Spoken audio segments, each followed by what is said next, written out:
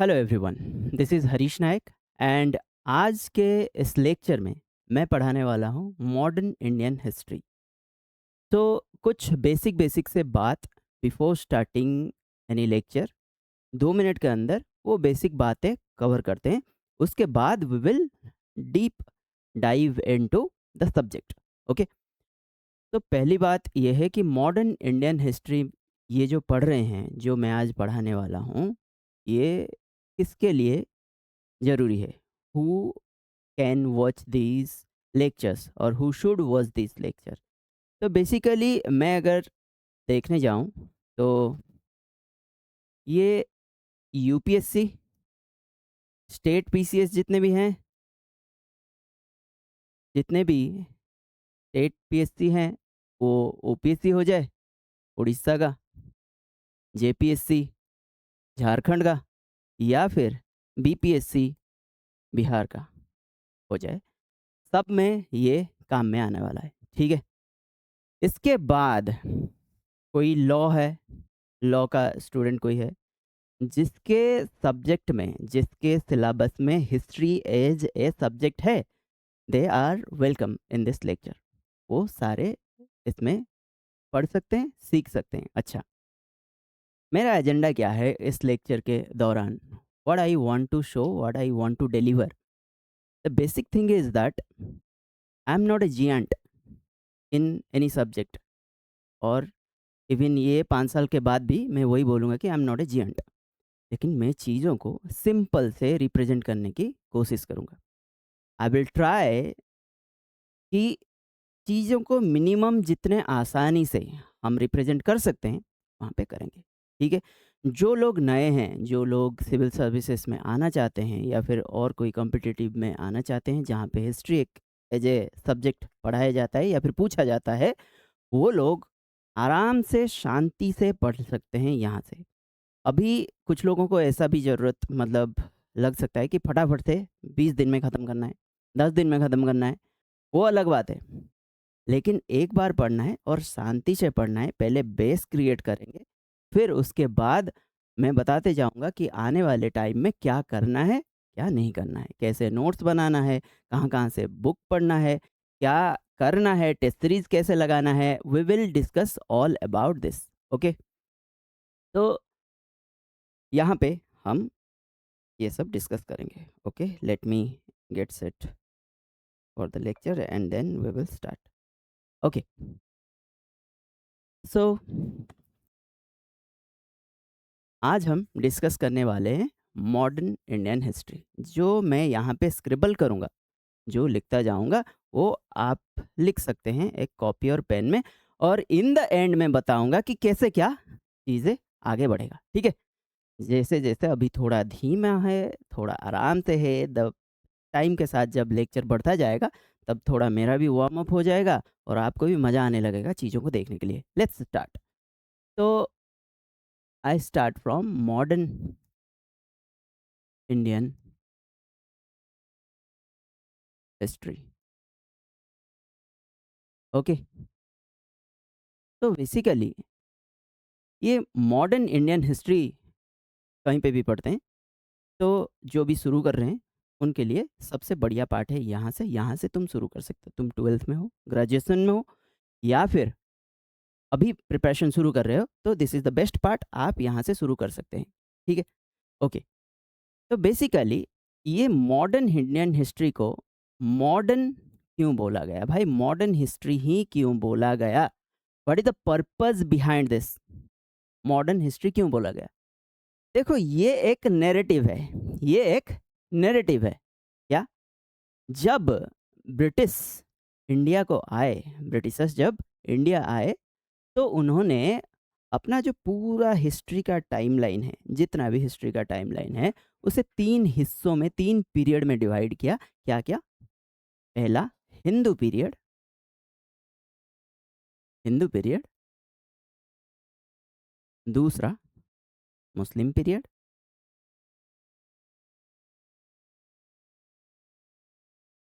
और तीसरा जब वो आए तो उससे उन्होंने बोला मॉडर्न पीरियड। ठीक है। तो Hindu period, Muslim period and modern period. See, उन्होंने बोला कि इंडिया में जो पास्ट वाले पीरियड थे, जो एंशियंट वाले टाइम था, वहाँ पे हिंदू रूल चल रहा था, तो that is regarded as Hindu period. ठीक है। फिर मेडिवियल टाइम को उन्होंने, जो मध्यकालीन भारत को, उन्होंने बोला कि ये है मुस्लिम पीरियड, क्योंकि तब मुस्लिम रूल्स इंडिया में प्रिवलेंट था। फिर आया मॉडर्न पीरियड, जब एडवेंट ऑफ यूरोपियन हुआ। जब एडवेंट ऑफ यूरोपियन हुआ, मतलब क्या है कि जब यूरोपियन आए, उस टाइम को वो बोलते हैं मॉडर्न पीरियड। क्यों? क्रिश्चियन पीरियड भी तो बोल सकते थे। Why modern period? क्योंकि ये नैरेटिव है। बोले कि जब हम आए तब मॉडर्निटी इंडिया में आया, उससे पहले तो तुम जाहिल थे। ये क्या है? नैरेटिव है। ठीक है। तो ब्रिटिशर्स जब इंडिया को आए, तब वो हिस्ट्री लिखना शुरू किए, और उस स्कूल ऑफ हिस्ट्री को बोला जाता है कॉलोनियल हिस्ट्री। क्या बोला जाता है? Colonial history. ये सारा नोट्स में है, ये सारा नोट्स में है, जिसे हम डिस्क्राइब करेंगे आगे। ठीक है। कॉलोनियल हिस्ट्री, कॉलोनियल हिस्ट्री क्या बताएगा? ब्रिटिशर्स क्या बताएगा कि भाई, हमने जो किया वो सही किया, हमारा काम था ये, हमने जो किया वो सही किया। ठीक है। देखो, जैसे कि अब कॉलोनियल हिस्ट्री में ब्रिटिशर्स बताए कि हम जो इंडिया को आए, तो तुम्हारा उद्धार करने के लिए आए। ठीक है। क्या करने के लिए आए? उद्धार करने के लिए आए। ये सब पीछे वाला लिख लिया ना थोड़ा बहुत? ना लिखा तो भी कोई दिक्कत नहीं है, पूरा नोट्स दे मिल जाएगा, लेकिन क्या लिखना है वो मैं बताऊंगा लास्ट में। ओके। तो बेसिकली एक स्कूल आया, school of history, colonial history आया, यहाँ पे ये सारे जो इंडियंस थे उनका, और उनको नेगेटिव में दिखाएंगे, और जो यूरोपियन रूल में जो इंडिया में हुआ है, वो सबको पॉजिटिव लाइट में दिखाएंगे। ठीक है। तो इन्होंने बोला कि मान लो कॉलोनियल हिस्ट्री एक आया, इन्होंने बोला कि भाई, जब रेलवे आया, तुम तो जाहिल थे इंडियंस, जब रेलवे आया, हमने तुम्हारा कनेक्टिविटी डेवलप किया। क्या डेवलप किया? कनेक्टिविटी डेवलप किया। ठीक है। तुम्हारे पास कोई एडमिनिस्ट्रेशन अच्छा नहीं था, हमने तुम्हें इम्पेरियल सिविल सर्विसेज दिया। सिविल सर्विसेज जो ब्यूरोक्रेसी होता है, ब्यूरोक्रेसी, उसे हमने आपको प्रेजेंट किया। ठीक है। ये सब बताने लगे। उसके अगेंस्ट इंडिया में एक स्कूल डेवलप हुआ, जिसे बोला जाता है नेशनलिस्ट हिस्ट्री। Nationalist history. जब मैं बोल रहा हूँ कि एक स्कूल डेवलप हुआ, मतलब क्या है? स्कूल डेवलप हो गया नहीं, मतलब एक सर्टन थॉट के लोग आने लगे। ठीक है। ब्रिटेन जो आया इंडिया में, ब्रिटिशर्स आए, और वो अपने नैरेटिव सेट करने लगे, कॉलोनियल हिस्ट्री उसे बोला जाता है। उसके अगेंस्ट में, उसे अपोज करके जो हिस्ट्री आया, उसे बोला जाता है नेशनल हिस्ट्री। जहाँ पे कि इन्होंने बोला कि भाई, रेलवेज तुम कनेक्टिविटी के लिए, तुम बोल रहे हो कनेक्टिविटी के लिए, लेकिन ये कनेक्टिविटी के लिए नहीं आया था। रेलवेज आया था कि जो हिंटरलैंड है, मतलब जो दूर दराज के इलाके हैं, वहाँ तक सेना को कैसे भेजा जा सकता है, वहाँ से रॉ मटेरियल कैसे लाया जा सकता है। उन्होंने बोला हमने पोर्ट डेवलपमेंट किया है। ठीक है। कॉलोनियल हिस्टोग्राफी जो है, वो हिस्टोरियन बोलते हैं कि हमने तुम्हारे यहाँ पोर्ट डेवलप किया है, तुम्हारे यहाँ पे पोर्ट नहीं था। और नेशनलिस्ट हिस्टोरियन क्या बोलते हैं कि भाई, पोर्ट क्यों डेवलप किया तुमने? पोर्ट इसलिए डेवलप किया कि यहाँ से रॉ मटेरियल को तुम एक्सपोर्ट कर सको, और वहाँ से, मतलब यूरोप से, तुम उसे मशीन में सस्ता माल बना के आके यहीं बेचो, और हमारा मार्केट ख़राब कर दो। मतलब यहाँ पे अगर जब डंपिंग होगा, बहुत सारी चीज़ें सस्ते में बेचेंगे, तो हमारे लोकल इंडस्ट्री बंद हो जाएँगे। इसीलिए ये पोर्ट डेवलप हुआ था। ब्यूरोक्रेसी बोले कि आपके पास ब्यूरोक्रेसी नहीं था, हमने एक अच्छा सिस्टम आपको दिया। कौन बोल रहा है? कॉलोनियल हिस्ट्री वाले बोल रहे हैं। तो नेशनलिस्ट हिस्ट्री वाले क्या बोलेंगे कि भाई तुमने जो ब्यूरोक्रेसी दिया था, वो तो हमारे आम जनता के ऊपर सप्रेशन ही कर रहे थे, माई बाप बन रहे थे। ठीक है, तो this is two different school of thought. अब तक हमने क्या पढ़ा है, थोड़ा देख लेते हैं। पहले मैंने बोला कि मॉडर्न हिस्ट्री क्यों आया। मॉडर्न हिस्ट्री मैंने बोला इसका नाम मॉडर्न हिस्ट्री क्यों है, क्योंकि ये एक सिंपल नैरेटिव है। सिंपल नैरेटिव है जो ब्रिटिश हिस्टोरियन ने सेट किया। बोले कि हम जब से आए तब मॉडर्न टाइम इंडिया में शुरू हुआ, यही दौर है मॉडर्न हिस्ट्री का। समझ में आ गया? अब इसे कॉलोनियल व्यू बोला जाता है और कॉलोनियल व्यू ऑफ हिस्ट्री बोला जाता है। इसके अगेंस्ट में नेशनलिस्ट व्यू आया। ठीक है, अब इन दोनों के बाद अब हम देखेंगे कि जो यूरोपियन एडवेंट है, यूरोपियन एडवेंट है, एडवेंट मतलब जो आए इंडिया में, यूरोपियन आए, वो क्यों आए, इसका रीज़न क्या था, what was the reason behind this, तो ये देखेंगे। ठीक है, लेट्स सी। देखो, अब तक हमने, ये नोट्स है आपका, why this is called modern history. ये बिल्कुल मैंने बता दिया है आपको कि ये एक सिंपल क्या था, नैरेटिव था। ठीक है, सेट बाय ब्रिटिश।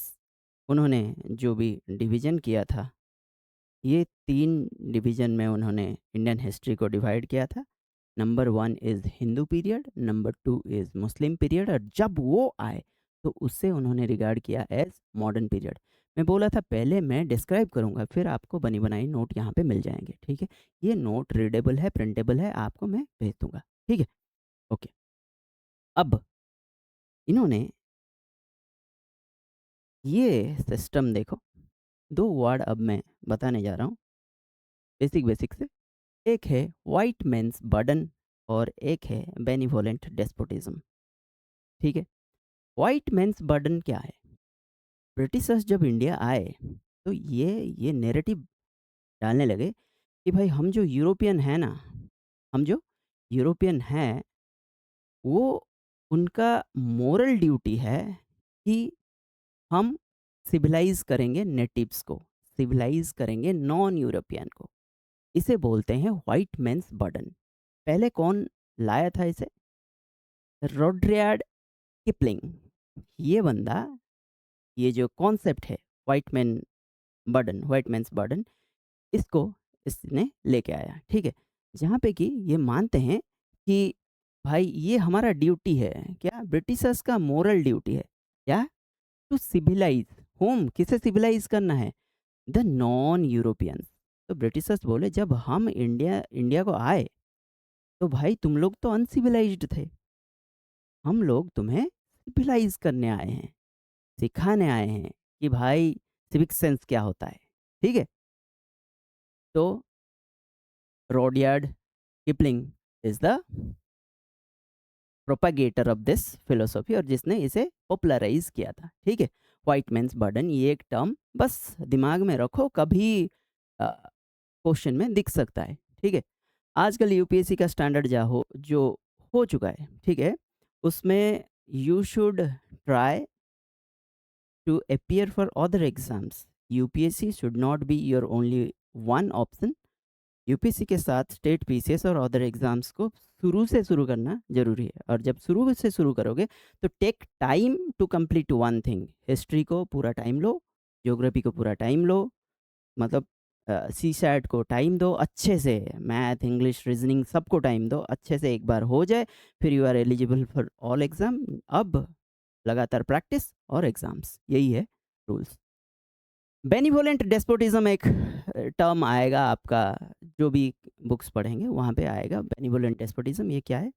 एक रूलर है, एक मोनार्क है जो बैठा है और वो एब्सोल्यूट पावर लेके बैठा है।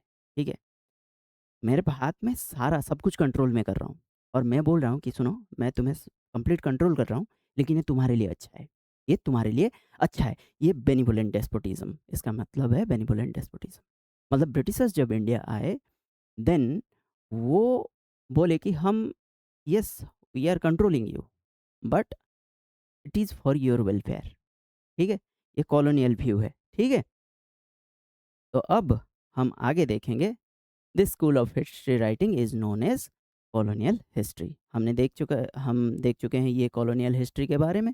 हमने देख लिया है नेशनलिस्ट स्कूल, जो कि कॉलोनियल हिस्ट्री को अपोज करने आए। ये बोले कि भाई, तुम जब नहीं थे ना, तुम बोल रहे हैं तुम आए, रूलिंग सिखाए, एडमिनिस्ट्रेशन सिखाए। अरे तुमसे पहले मौर्य थे यहाँ पे, तुमसे पहले गुप्ताज थे यहाँ पे, तुमसे पहले चोलाज थे यहाँ पे। ठीक है? The primary form of democracy इन्होंने शुरू कर दिया था, तुम तो बाद में आए चचा। तो ये है नेशनलिस्ट स्कूल। समझ में आ रहा है? दो स्कूल। अब आगे बढ़ते हैं। आगे क्या है देखते हैं। तो सेम इवेंट, जो बोला कि इवेंट सेम होगा, लेकिन इवेंट सेम होगा लेकिन डिफरेंट पर्सपेक्टिव होगा। जो मान लो कि रिवोल्ट ऑफ 1857 को हम आगे देखेंगे। रिवोल्ट ऑफ 1857 क्या है, उसे ब्रिटिशर्स बोलते हैं और कॉलोनियल हिस्ट्री बोलते हैं। वो बोलते हैं कि इट वाज ए मियर सिपाही म्यूटिनी था ये, लेकिन हमारे लिए वो फर्स्ट वॉर ऑफ इंडिपेंडेंस था। हमारे लिए वो फर्स्ट वॉर ऑफ इंडिपेंडेंस था। समझ में आया?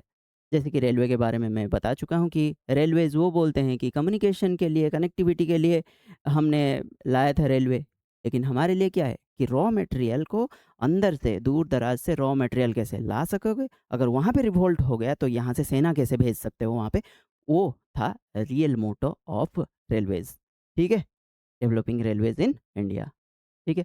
ब्यूरोक्रेसी बोले कि वही सेम ब्यूरोक्रेसी, वो बोल रहे थे कि हम तुम्हारे एडमिनिस्ट्रेटिव एफिशिएंसी बढ़ाने के लिए कर रहे हैं, लेकिन इंडियंस बोल रहे थे कि भाई तुम तो पूरा बेनिवोलेंट डेस्पोटिज्म कर रहे हो। बेनिवोलेंट डेस्पोटिज्म, तुम हमारे ऊपर प्रेशर कर रहे हो, तुम हमें दबा रहे हो और बोल रहे हो कि हमारे भले के लिए दबा रहे हो।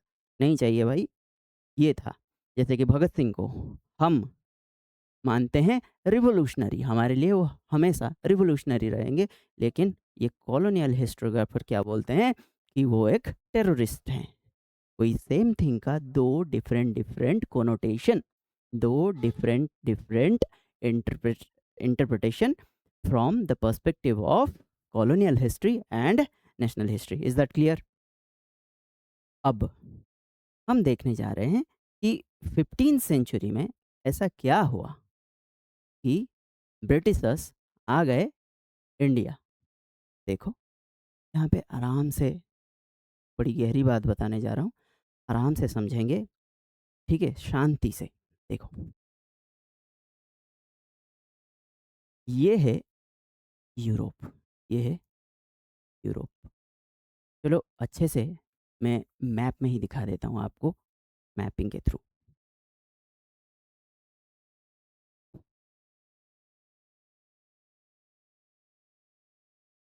जी, दिख रहा है यहाँ पे? Yes. ये है यूरोप। ठीक है? और ये है अरेबियन पेनिनसुला, ये अपना प्यारा भारत, और ये ऑटोमन एम्पायर। इसके बाद भी हम देखेंगे एक अच्छा सा वर्ल्ड मैप में, मैं आपको दिखाता हूँ सिचुएशन क्या था। ठीक है? इस सब का नोट आपको मिल जाएगा प्रॉपरली। देखो, अब सीन क्या है। ये जो पार्ट है, ये देख रहे हो यूरोप। ये क्या है? यूरोप। ये है मेडिटेरेनियन सी। ये क्या है? मेडिटेरेनियन सी। ये है वेस्ट एशिया, ये है सेंट्रल एशिया, और यहाँ पे है इंडिया। समझ में आ रहा है? ये क्या है? बताओ बताओ। ये है यूरोप। ये जो, ये पार्ट मेडिटेरेनियन सी, और ये है वेस्ट एशिया, ये है सेंट्रल एशिया। समझ में आया? समझ में आया? यहाँ पे बस एक पोजीशन देख लो, टर्की का। कौन सा पोजीशन देखना है तुम्हें? टर्की का पोजीशन देखना है। ठीक है? टर्की का पोजीशन देखना है। अब ऐसा नहीं था कि इंडिया के साथ ट्रेड पहले चल नहीं रहा था।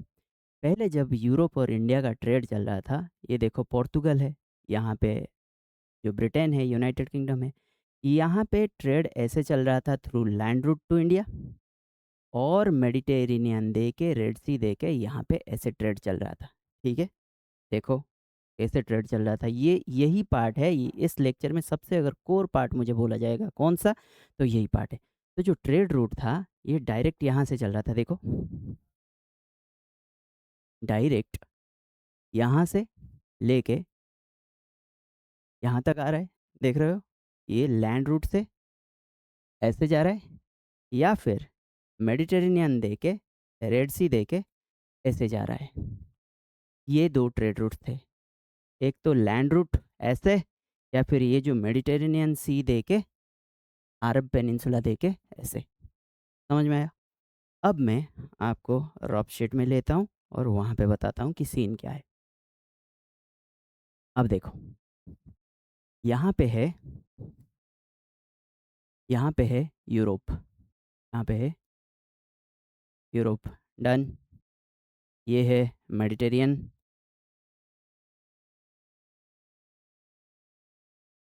मेडिटेरेनियन सी।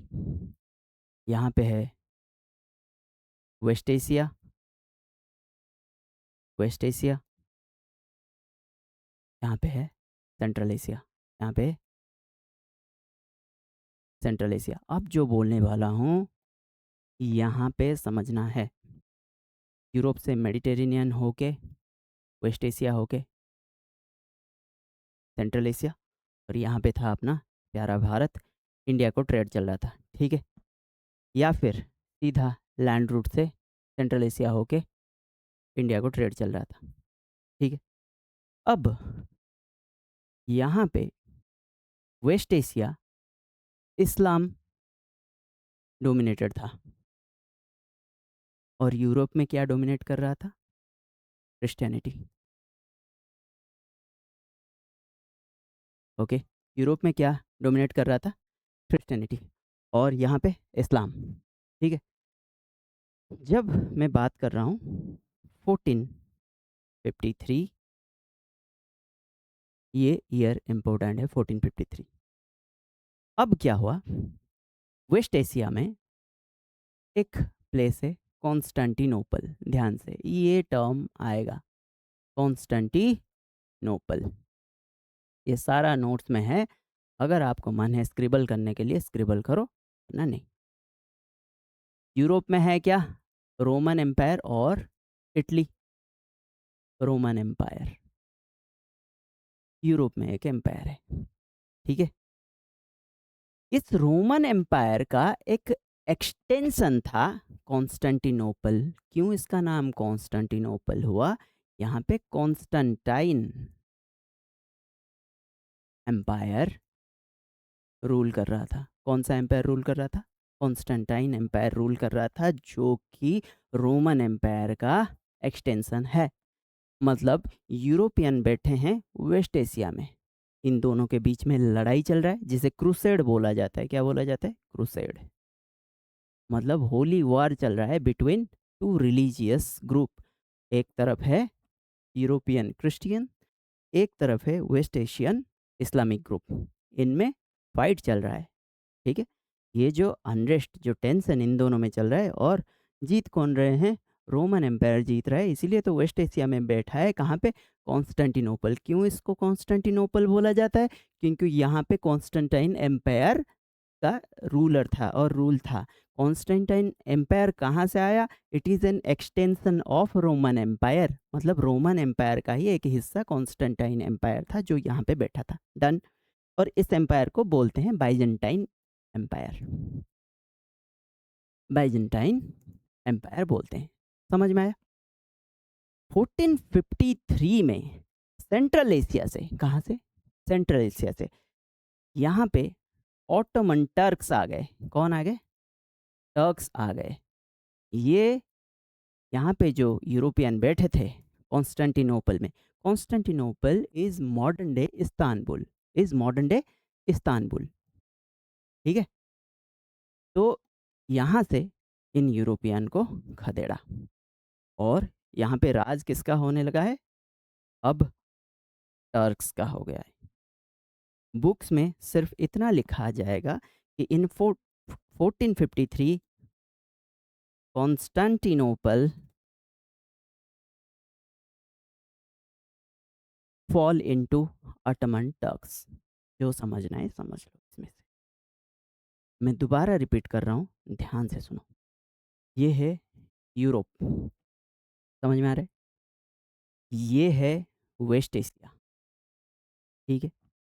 ये है सेंट्रल एशिया और ये है इंडिया। दोबारा करते हैं। ये है यूरोप, ये है वेस्ट एशिया, ये है सेंट्रल एशिया और ये है इंडिया। डन। तो यूरोपियन यहाँ पे वेस्ट एशिया में एक प्लेस था, क्या? कॉन्स्टेंटिनोपल। कॉन्स्टेंटिनोपल जो है ये प्रेजेंट डे क्या है? इस्तांबुल। क्या है प्रेजेंट डे? इस्तांबुल। ये कॉन्स्टेंटिनोपल नाम कहाँ से आया? क्योंकि यहाँ पे कॉन्स्टेंटाइन एम्पायर रूल कर रहा था। ये कॉन्स्टेंटाइन एम्पायर कहाँ से आया? It is an extension of Roman empire. Roman empire कहाँ से आया? ये एक यूरोपियन एम्पायर है, ठीक है? और 1453 में ऐसा क्या हो गया? 1453 में ये कॉन्स्टेंटिनोपल जो था, जो मॉडर्न डे इस्तांबुल है, ये इसे ऑटोमन टर्क्स ने ऑक्युपाई कर लिया। तो अब वेस्ट एशिया से, यहाँ से ये जो यूरोपियन थे, यहाँ पे इनका रिवर्स माइग्रेशन शुरू हो जाएगा। रिवर्स माइग्रेशन शुरू हो जाएगा, मतलब ये अब वापस वापस आने लगे। समझ में आ रहा है? जब ये वापस आ रहे हैं, कौन वापस आ रहे हैं? यहाँ पे जो यूरोपियन 100-150 साल से बैठे थे, ये अब वापस जा रहे हैं अपने यूरोप में। और ये देख रहे हैं 15th सेंचुरी का यूरोप जो है वो भुखमरी से गूंज रहा है। उसमें एजुकेशन नहीं है, साइंटिफिक टेम्पर नहीं है, गरीब पड़े हैं और रिलीजन ज़्यादा डोमिनेट कर रहा है। तुम्हें क्या लग रहा है इंडिया में रिलीजन ज़्यादा मतलब डोमिनेट कर रहा है? नहीं। ये तुम 15th सेंचुरी यूरोप देख लो, ये गधे थे, हमारा एक स्टैंडर्ड है। हम मरने कटने के लिए जितना तुम देख रहे हो राजी हैं, उससे कहीं ज़्यादा 15th सेंचुरी यूरोप था। इसे बोले थे कि यूरोप वाज स्लीपिंग, ये सोया हुआ यूरोप है। ये जब यहाँ से जो यूरोपियन यहाँ पे थे, जब रिवर्स माइग्रेशन हुआ, क्यों रिवर्स माइग्रेशन हुआ? क्योंकि यहाँ पे ऑटोमन टर्क्स आ गए और ये टर्क्स और इनका सेंट्रल एशिया से ऑटोमन टर्क्स आके इन्हें हटा लिए, ठीक है? तो इन लोगों का नहीं जम रहा था। तो ये वापस जब रिवर्स वहाँ पे गए, यूरोप में जब गए, तो इन्होंने एक प्रोसेस स्टार्ट किया, एक क्वेश्चनिंग टेंडेंसी स्टार्ट किया, एक साइंटिफिक टेम्पर स्टार्ट किया कि तुम बोल रहे थे कि भाई एक जगह अर्थ है, हाँ एक जगह अर्थ है और सन उसके चारों तरफ घूम रहा है, ठीक है? जियोसेंट्रिक थ्योरी तुम बोल रहे हो। इन्होंने बोला जियोसेंट्रिक नहीं भाई, हेलियोसेंट्रिक होता है, सन के चारों तरफ घूम रहा है अर्थ, हेलियोसेंट्रिक, ठीक है? इन्होंने बोला है कि चर्च बोल रहा है और क्रिश्चियनिटी में तुम बोल रहे हो कि ज़मीन फ्लैट है, ऐसा नहीं है, हमें जाने दो, एक्सप्लोर करने दो, हमें देखने दो चीज़ें क्या है क्या नहीं है। तो फिर एक स्पिरिट ऑफ क्वेश्चनिंग आया, साइंटिफिक टेम्पर आया, जिसे बोला जाता है period of renaissance in history. समझ में आया? इसे ही बोला जाता है पीरियड ऑफ रेनेसांस। अब पीरियड ऑफ रेनेसांस मतलब तब उन्हें परमिशन मिल गया कि बाहर जाओ, देखो क्या है क्या नहीं है, ठीक है? ये इसके बारे में अब हम देखेंगे। देखो ये सारा नोट्स तुम्हारे रेडी है, ये हमने कवर किया था। Benevolent despotism, colonial history, national history, revolt of 1857, ये क्या था? 15th सेंचुरी यूरोप में क्या था? डार्क एज बोला जाता है इसे। इसे क्या बोला जाता है? डार्क एज बोला जाता है। यूरोप वाज स्लीपिंग, ठीक है? No innovation, no scientific temper, ठीक है? डोमिनेंस ऑफ चर्च था on one side, Islam was growing and on the other side Christianity was dominant. तो इन दोनों के बीच में वार हो रहा था। इसे बोला जाता है क्रूसेड और होली वार। समझ में आ रहा है? इस्तांबुल, ये इसके बारे में मैंने बता दिया है नोट्स में अच्छे से, यू कैन गो। ये जो रिवर्स माइग्रेशन वाला सीन आपको बताया, ये यहाँ पे डायग्रामेटिकली है, आप इसे नोट कर सकते हैं, ठीक है।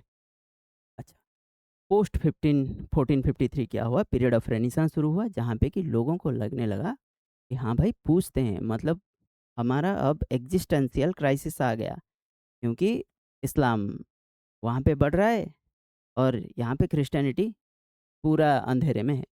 तो पोप निकोलस फाइव ने, पोप कौन होते हैं? क्रिश्चियनिटी के जो धर्मगुरु होते हैं, जो टॉप मोस्ट ऑर्डर रहते हैं, उन्हें पोप बोला जाता है।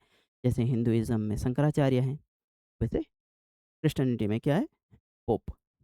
तो पोप निकोलस फाइव, इन्होंने ग्रांट किया, प्रिंस पोर्तुगल के एक प्रिंस थे जिन्हें बोला जाता है प्रिंस हेनरी, ठीक है, प्रिंस हेनरी, इनको टाइटल मिला था नेविगेटर का, इनको टाइटल मिला था नेविगेटर का। तो 1455 में इन्हें परमिशन मिला कि तुम जाओ अफ्रीकन कोस्ट जो है उस तरफ तुम मतलब एक्सप्लोर कर सकते हो। अफ्रीकन कोस्ट कहाँ है देखो, थोड़ा देखना ज़रूरी है बीच बीच में। ये देखो आ गया, यस, यहाँ से पोर्तुगल, ठीक है, ये है पोर्तुगल। प्रिंस हेनरी को परमिशन मिल गया कि तुम ये अफ्रीकन कोस्ट जाओ और यहाँ पे तुम थोड़ा एक्सप्लोरेशन करो।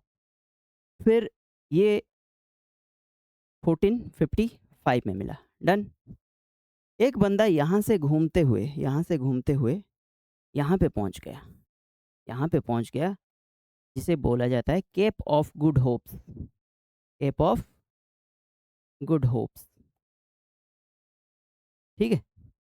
ये 1488 में यहाँ पे कौन पहुँच गया? बार्थोलोम्यू डियास, नाम क्या है? Bartholomew Dias. अच्छा, जब ये बार्थोलोम्यू डियास यहाँ पे पहुँच गया, तब इनका यूरोप में एक कंपटीशन छिड़ गया कि हम भी जाएंगे, हम भी एक्सप्लोरेशन करेंगे। समझ में आ रहा है मैंने बोला क्या? पहले थोड़ा टाइमलाइन देखते हैं। 1453 जब कॉन्स्टेंटिनोपल का गेम ओवर हो गया, ठीक है, 1455 को प्रिंस हेनरी को एक पोप ने ग्रांट किया कि तुम जाओ अफ्रीकन कोस्ट को एक्सप्लोर करो। 1488 में बार्थोलोम्यू डियास ये पहुंच गया केप ऑफ गुड होप्स में, ठीक है। अब इनके बीच में झगड़ा छिड़ गया, क्योंकि यहाँ पे यूरोपियन बहुत सारे कंट्री थे, कोई इधर जा रहा है, कोई इधर जा रहा है, कोई इधर जा रहा है, चल रहे हैं, इनका एक्सप्लोरेशन चल रहा है, और इसी वजह से उनका कॉन्फ्लिक्ट अराइज हुआ, डन। तो इस बीच पोप ने इंटरवेंशन किया, पोप ने इंटरवेंशन किया, और पोप क्या बताए कि भाई ये है तुम्हारा अटलांटिक ओशन, देख रहे हो, थोड़ा आइडिया रहना चाहिए, जैसे कि ज्योग्राफी का आइडिया थोड़ा तो रहना चाहिए। ये है तुम्हारा एशिया, ये है अफ्रीका, ये है यूरोप, ये है नॉर्थ अमेरिका, ये है साउथ अमेरिका। तो जब मैं ये वाटर बॉडी को देख रहा हूँ, ये एस सेप्ड वाटर बॉडी, ये है अटलांटिक ओशन, क्या है ये? अटलांटिक ओशन, समझ में आ रहा है? तो अटलांटिक ओशन जब मैं बोल रहा हूँ, चार कॉन्टिनेंट तुम्हारे माइंड में आना चाहिए, north America, south America, Europe और अफ्रीका के बीच में ये है अटलांटिक ओशन। तो अटलांटिक ओशन को बीच में, उसके बीच में एक इमेजिनरी लाइन ड्रॉ किया गया, एक इमेजिनरी लाइन ड्रॉ किया गया, और बोला गया कि इसके ईस्ट में जो है वो पोर्तुगल एक्सप्लोर करेगा, और इसके वेस्ट में जो है वो स्पेन एक्सप्लोर करेगा। इसे बोलते हैं ट्रीटी ऑफ टोर्डेसिलास, जो 1494 में हुआ। कब हुआ? 1494 में हुआ ट्रीटी ऑफ टोर्डेसिलास, ठीक है। देखो, अब ये ट्रीटी ऑफ टोर्डेसिलास के बारे में मैंने आपको बताया, ठीक है। और फाइनली 1498 में कोई एक इंसान आ जाता है, 1498 में वास्को डा गामा आ जाता है कहाँ पे? इंडिया को, देखो, सी। अब यहाँ पे 1498 है, 1498 के टाइम पे वास्को डा गामा, देखो,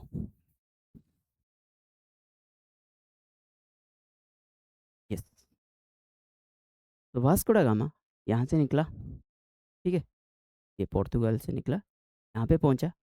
यहाँ से एक अब्दुल माजिद, एक गुजराती ट्रेडर और सी फेरर था, जिसने इसे लेके आया केरला, कालीकट और कोझिकोड में। नाम क्या है? इस प्लेस को बोला जाता है कैलीकट और कोझिकोड। यहाँ पे लेके आए, ठीक है। और यहाँ से यहाँ का जो लोकल रूलर था उसको बोला जाता है मानाविक्रम, मानाविक्रमा, ठीक है। मानाविक्रमा को लोकली लोग बोलते थे सुमित्री। क्या बोलते थे? सुमित्री। और यूरोपियन इन्हें बोलने लगे जैमोरिन। क्या? जैमोरिन। तो जो भी राजा था, मानाविक्रमा, सुमित्री, जैमोरिन, ये सारे एक ही बंदे थे। इन्होंने वेलकम किया यहाँ पे, किसे? वास्को दा गामा को। क्यों वेलकम किया? उसका रीज़न क्या है? वेलकम क्यों किया? क्योंकि यहाँ पे जो अरब मर्चेंट्स थे वो इंडिया में थे। अरब मर्चेंट्स का मोनोपोली चल रहा था इंडिया में। अब एक ही बंदा रहेगा तो वो एक चीज़ को 5 में बेचे तो तुम लोगे, 10 में बेचे तो तुम लोगे, 15 में बेचे तो तुम लोगे। कंपटीशन नहीं था, मोनोपोली था। मोनोपोली मतलब एक सिंगल बंदा जब पूरा एंटायर ट्रेड को डोमिनेट करने लगे। तो जब ये पोर्तुगल आने लगे, पोर्तुगीज़ और वास्को दा गामा जब आने लगा, तब एक कंपटीशन मिल गया। तो इसीलिए इसको वेलकम किया गया। समझ में आया? और वास्को दा गामा जब आया तो इसके आने से क्या क्या चेंजेस हुआ इंडियन हिस्ट्री में, क्या क्या चेंजेस हुआ? पहले तो एक डायरेक्ट सी रूट एस्टेब्लिश हो गया फ्रॉम यूरोप टू इंडिया। एक डायरेक्ट सी रूट एस्टेब्लिश हो गया यूरोप से इंडिया तक का। दूसरा, यहाँ पे जितने इंटरमीडियरी थे, पहले इंडिया से कोई चीज़ जाएगा, यहाँ पे जाएगा, यहाँ पे जाएगा, यहाँ पे जाएगा, और आखिर तक यहाँ पहुँचते पहुँचते उसका दाम बहुत हाइप हो जाएगा। लेकिन जो भी इंटरमीडियरीज थे वो इंटरमीडियरीज सारे कट हो गए, ठीक है। अब हाई प्रॉफिट बोला जाता है, 60 टाइम्स प्रॉफिट हुआ। जो पोर्तुगीज़ वास्को डा गामा जितना यहाँ पे खरीदा था, वहाँ पे बेच के उसे 60 टाइम्स ज़्यादा प्रॉफिट हुआ। और वास्को डा गामा के प्रॉफिट के देखते हुए, वास्को डा गामा के प्रॉफिट को देखते हुए अदर यूरोपियंस भी जंप इन करने लगे इस ट्रेड में, ठीक है। ओके, तो उसके बाद वास्को डा गामा कब आया? 1498 में आया। 1498 में आया। फिर 1500 में और एक बंदा आता है, पेड्रो अल्वारेज कैब्रल। नोट में सारा दिया है कैब्रल के बारे में, ठीक है। ये देखो वास्को डा गामा का what is the significance of Vasco डा गामा, ये लिखा है नोट में, आप देख लेना। मिडिल मैन सारे ये हो गए। 60 टाइम्स प्रॉफिट आया, ये मैंने बता दिया। मना विक्रम के बारे में बता दिया। फिर मैं बता रहा हूँ अभी कि 1500 में काबरा लाया। 1500 में काबरा लाया इंडिया में। काबरा ला के ये क्या करने की कोशिश कर रहा था कि एक परमानेंट बेस एस्टेब्लिश करने की कोशिश कर रहा था। अब एक फॉरेन कंपनी जब इंडिया में आ रहा है और वो परमानेंट बेस एस्टेब्लिश करने की कोशिश कर रहा है, अब क्या हो रहा है, आज के डेट में क्या हो रहा है, लोकल से रजिस्ट कर रहे हैं कि नहीं कर सकते हो यहाँ पे। उसी हिसाब से जब कैब्रल आया और यहाँ पे बात कर रहा है कोई परमानेंट एस्टेब्लिशमेंट करने के लिए, तो लोकल्स से रेजिस्टेंस शो किए। तो कैब्रल ने क्या किया, तब आता था गन बोट, ठीक है। पोर्तुगीज शिप जो था उसके ऊपर कैनन वो लाद के ला रहे थे। तो वो बम्बार्डिंग किया कालीकट कोस्ट के ऊपर। और उसके डर से ये जो कोचिन और कैन्नौर वाले थे, इन्होंने बोला कि भाई साहब आप यहाँ पे आ जाइए, आप यहाँ पे फैक्ट्री कीजिए, क्योंकि इंडियन रूलर्स न्यू कि हम लोग इनका मुकाबला पानी में नहीं कर सकते, ठीक है। और ये कैब्रल तो चला गया। और 1501 में वास्को डा गामा फिर से आया। वास्को डा गामा 1501 में फिर से आया। और इस बार ये जैमोरिन को एक ऑफर दिया कि भाई पूरा ये जो इंडियन ओशन का ट्रेड है, इंडिया में जो ट्रेड है उसे मोनोपलाइज करना है, मतलब हमें ट्रेड का एक्सक्लूसिव राइट दे दो। केवल हम रहेंगे और कोई नहीं रहेगा। लेकिन इंडिया में पहले से कौन-कौन था? इंडिया में पहले से बहुत सारे लोग बैठे थे, जैसे कि अरब्स बैठे थे। ये अरब्स मर्चेंट को मरकज़ बोला जाता है, ठीक है? मरकज़ बोला जाता है, ये सवाल आता है, ठीक है? ये पहले से बैठे थे। अब जब वास्को दा गामा 1501 में फिर से आके बोल रहा है कि हमें एक्सक्लूसिव राइट चाहिए, तो एक्सक्लूसिव राइट क्या मिलेगा? मिलेगा नहीं, ज़ाहिर-सी बात है। ये सारे ट्रेड कर रहे हैं, तुम अकेला फिर डोमिनेट करोगे, ऐसा कैसे हो सकता है? ऐसा नहीं होगा। तो इसी दौरान जैमोरिन के साथ पोर्तुगीज़ का रिलेशन स्ट्रेन हुआ, ख़राब हुआ, ठीक है?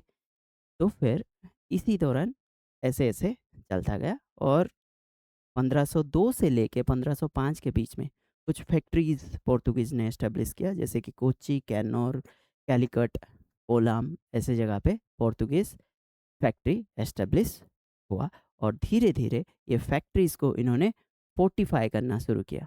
फोर्टिफ़ाई मतलब पूरा उसे प्रोटेक्ट करके रखते हैं सो दैट कि वहाँ पे कोई अटैक नहीं कर सके। तो ये जो फोर्टिफिकेशन शुरू हो गया पोर्तुगीज़ फैक्ट्री का, ये पोर्तुगीज़ को एक लॉन्ग टर्म बेनिफिट देना शुरू कर दिया, एक लॉन्ग टर्म एडवांटेज देना शुरू कर दिया, एक हाई प्रॉफिट मार्जिन देना शुरू कर दिया। ठीक है? तो आज के लेक्चर में हमने क्या-क्या पढ़ा? देखो कंप्लीट एक बार ओवरव्यू ले लेते हैं कि हमने मॉडर्न हिस्ट्री को मॉडर्न हिस्ट्री क्यों बोला जाता है, ये सीखा। हमने सीखा कि ये जो हिंदू पीरियड, मुस्लिम पीरियड और मॉडर्न पीरियड ये किसका पर्सपेक्टिव है? ये ब्रिटिशर्स, ये कॉलोनियल हिस्टोग्राफी जो लिखते हैं उनका पर्सपेक्टिव है। व्हाइट मैन्स बर्डन क्या हमने देखा कि ये बोलता है कि जैसे कि ब्रिटिशर्स और यूरोपियन थॉट है कि उनका मोरल ड्यूटी है कि नॉन यूरोपियन को वो सिविलाइज करेंगे, ठीक है? बेनिवोलेंट डेस्पोटिज्म मतलब वो हमें सप्रेस कर रहे हैं हमारे वेलफेयर के लिए, ये एक थ्योरी था उनके दिमाग में, ठीक है? तो कॉलोनियल हिस्ट्री था, कॉलोनियल हिस्ट्री के अगेंस्ट में आया नेशनलिस्ट हिस्ट्री, जो कि इंडियन पर्सपेक्टिव को बोलने लगे कि हम बेटर हैं, हम तुमसे बेहतर थे, तुम आने से पहले भी हम जिंदा थे और तुम जाने के बाद भी हम जिंदा हैं। फिर द उसका डिफरेंट डिफरेंट पर्सपेक्टिव हमने देखा कि एक ही चीज़ को कॉलोनियल वाले क्या बोल रहे हैं और नेशनलिस्ट वाले क्या बोल रहे हैं। 15th सेंचुरी यूरोप का हमने सिचुएशन देखा कि क्या था और किस वजह से हमने देखा कॉन्स्टेंटिनोपल का फॉल कैसे इनिशिएट करता है यूरोपियंस एडवेंट इनटू इंडिया।